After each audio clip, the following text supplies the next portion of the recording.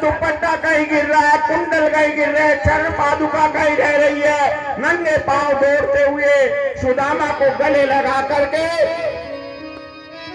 द्वारपाल सोचने लगे हमारी से कोई गलती हो गई जो प्रभु नंगे पांव दौड़ पड़े। प्रभु के बड़े पुत्र प्रद्युम्न ने भी पूछा क्या हुआ, कि कोई पता नहीं एक ब्राह्मण आया उसको सुनकर के दौड़ पड़े।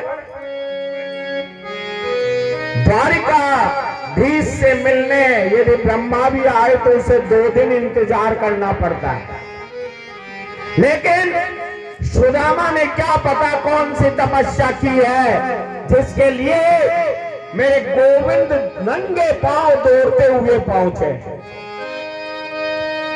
और दौड़े दौड़े द्वारिकाधीश प्रधान द्वार तक आए और सुदामा को गले से लगा करके अंक में उठा करके ऐसे भर लिया जैसे जाने कितने दिनों से मिलने की तरस रहे हैं। ला करके अपने गद्दे पे बैठे न दशा करुणा करके सुदामा बेटाए बराबर सुदामा बेटाए चरण आंसुओं से सामने दुलाए, चरण आंसुओं से सामने दुलाए। न घबराओ प्यारे जरा तुम सुदामा, न घबराओ प्यारे जरा तुम सुदामा। कन्हैया से कह दो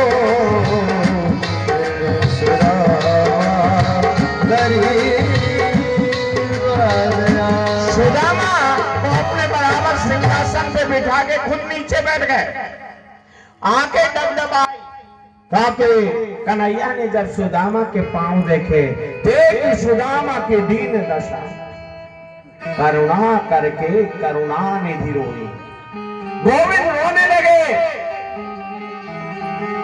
रुक्मणी जी पानी लेकर के आई, परात लेकर आई और मेरे गोविंद को कहा ब्राह्मण आया चरण धोले।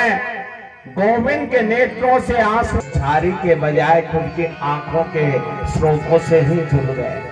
आज प्रभु जैसे ही सुदामा के चरण धोने लगे, सुदामा ने कहा लाला तू क्या कर रहे हैं? अरे कन्हैया मेरे पास बैठ, काहे को मुझे संकोच में डाले हैं? कन्हैया बोले आज जो कुछ मैं हो वो आप जैसे ब्राह्मणों के आशीर्वाद से ही हो। मैं द्वारिकाधीश बना हूं तो ब्राह्मणों के आदेश आशीर्वाद से बना। चरणों को धोकर मेरे गोविंद ने रुक्मणी से कहा जाओ सारे महल के अंदर छिड़काव लगाओ।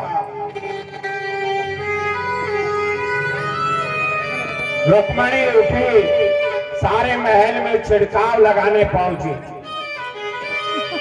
आचार्य सुखदेव जी कहते हैं परीक्षित, श्री कृष्ण ने सुदामा का जो अद्भुत स्वागत किया है वो स्वागत कभी किसी दरिद्र का नहीं हो सकता, वो स्वागत किसी भिखमंगे का नहीं हो सकता। स्वागत है सुदामा के जीवन के त्याग का, और यदि त्याग न होता तो स्वागत गोविंद कैसे करता? रुक्मणी जी पंखा जलने लगे, मन में विचार करने लगे कि इस अवधूत ने कौन सी तपस्या की है जिसके कारण मेरे गोविंद भी इसके चरणों में बैठे। आज गोविंद बगल में बैठे, धूप दीप नैवेद्य से पूजा की। भगवान की सब पत्नियां आकर खड़ी हुई, ब्राह्मण को प्रणाम करने लगे। सबसे पहले रुक्मणी ने प्रणाम किया, रुक्मणी ने जाकर ढोक दी। सुदामा बोला अखंड सौभाग्यवती भव, पुत्रवती पौत्रवती भव।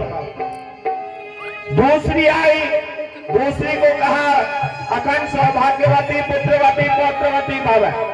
तीसरी आई, जब 10-15 निकल गई ना, अखंड सौभाग्यवती भव पुत्रवती पौत्रवती भव, 10 निकल गई तो सुदामा कन्हैया को कहा, एक गाना इधर आ, इधर, ये सारी की सारी औरतें तेरी है या कोई पड़ोसियों के लाया है? बोले मेरी है, 16,108 है। सुदामा बोला 16,108?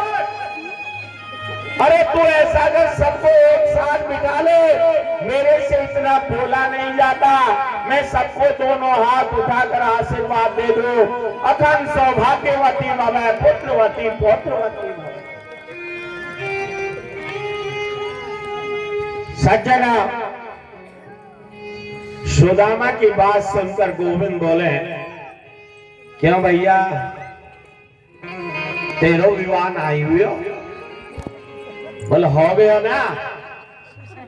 बोले भाभी को नाम का है? अरे तेरी इतनी औरतें खड़ी है, इनके सामने कोई नाम बोलता है? इधर ला, इधर कान इधर ला, मैं बताऊं। सुशीला। अच्छा सुशीला, अरे कम से कम तेरी शादी में मेरे को निमंत्रण तो दे देता। सुदामा बोला तू 16,108 बार ब्याह करके आया, एक बार भी बुलाया तूने? मैं एक ही तो विवाह की हो, उसमें नहीं बुलाया जिसमें तो तू रूस रहे है, तूने तो इतने विवाह किए। गोविंद हंसने लगे। गोविंद ने कहा रुक्मणी से इन्हें भोजन कराएं। 56 प्रकार का भोग तैयार किया गया। सुदामा ने कहा, सुदामा भूखा होता तो टूट पड़ता उनपे।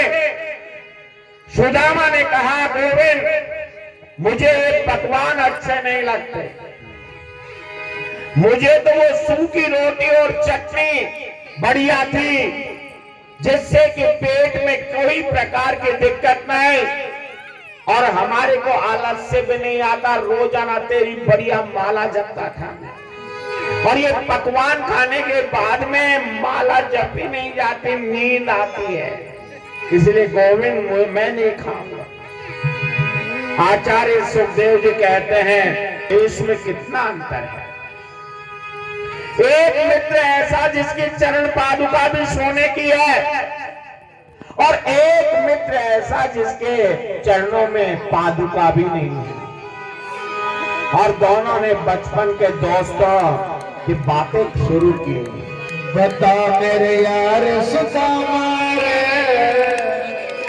मेरा दिल में आया, बता मेरे यार सुदामा रे, मेरा दिल में आया, बता मेरे यार सुदामा रे, मेरा दिल में आया।